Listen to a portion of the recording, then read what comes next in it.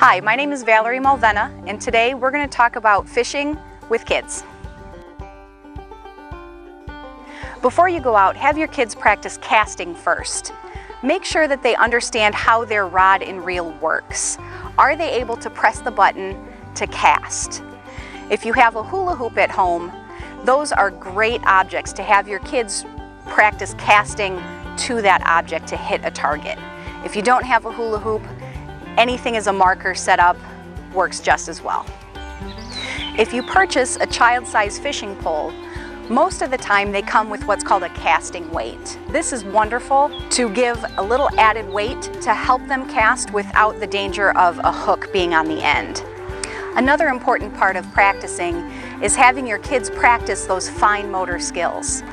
What may be very easy for you and me casting a fishing pole can be somewhat of a difficult task for younger kids. Having the correct equipment will also make for a better experience fishing for you and your kids. Instead of an adult-sized fishing pole to use for your kids, consider purchasing or renting equipment specially designed for children. In addition to a kid-sized fishing pole, here's some other equipment that may be good to have on hand.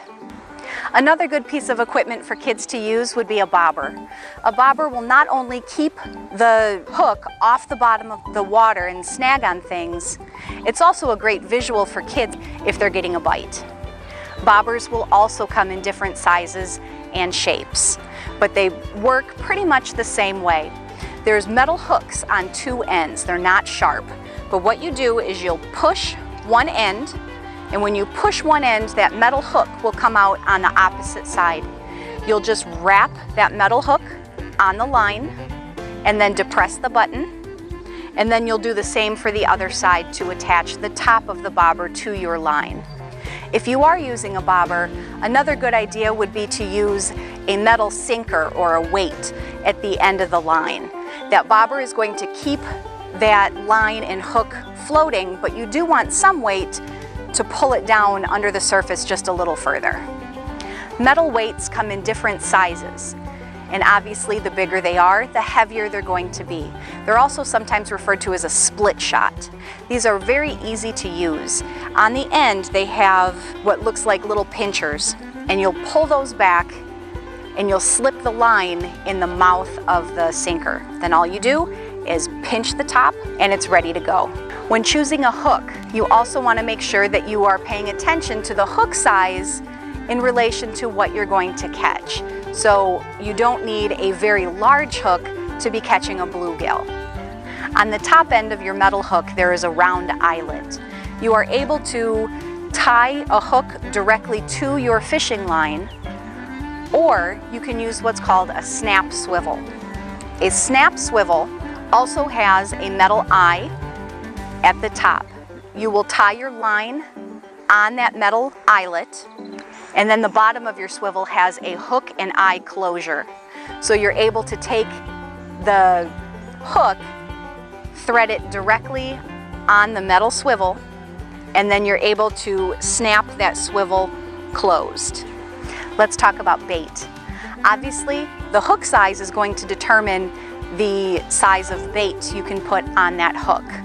Night crawlers are great, but usually night crawlers are a lot larger than your smaller hook sizes. So you will have to usually pinch them apart or into thirds to get them to fit on the hook. If your kiddos really aren't into touching large night crawlers, waxworms are also a good alternative. Waxworms are very small, soft larvae that are very easy to put on a hook, especially for kids. If your kids still aren't there yet with putting a live worm on a hook, there are alternatives you can use, like bait made out of synthetic material. And my last tip for fishing with kids is to make sure you take your patience with you too. If your kids are fishing, chances are good you're probably not going to be doing a lot of fishing yourself. Try not to spend an entire day or think you'll be out fishing all day. You and I may enjoy an all-day fishing trip, but for kids that's going to be a pretty long day, especially if you're not catching anything. So a good time to wrap it up is when they're still having fun. If they're already bored, if they're tired, the next time you want to go out may make it a little more difficult for them to want to go. So if you leave when you're still having fun, they're going to want to have that fun again and will be more eager to fish next time. Fishing is a great and inexpensive way to spend time with your kids outside. Thank you for spending time with us, and we hope to see you next time on our next adventure.